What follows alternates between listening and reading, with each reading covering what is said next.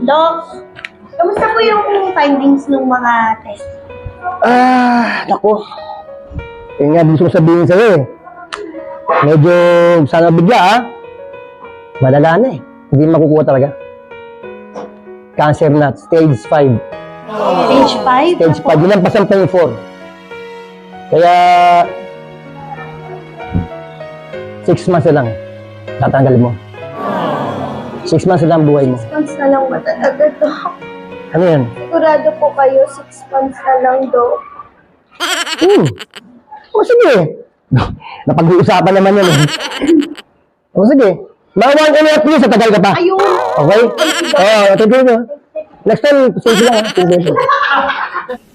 I like this. This is cute.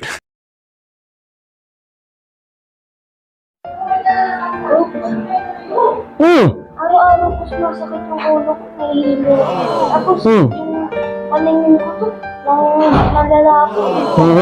Panigat ko naman, nangingigat na. Tapos di ko na rin magaling.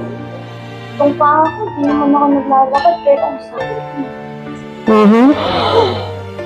Tapos yung balakang ko, sabi kasi ako nakapagsiguro. Yung mismo pa ako, pinakahilap ko naman. Hindi siya, gumagaling.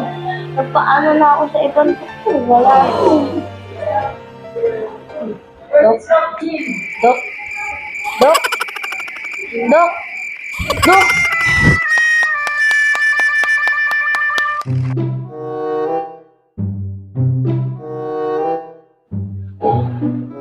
Dok, Morning. gusto ko lang sana kumonsulta, Dok. Meron kasi akong nararamdaman sa ulo ko minsan masakit. Madali akong makalimot ngayon. Mabilis makalimot. Opo, yun talagang Kailan pa simula yan? Yung alin, Dok? Ang bilis na makalimot. Uy,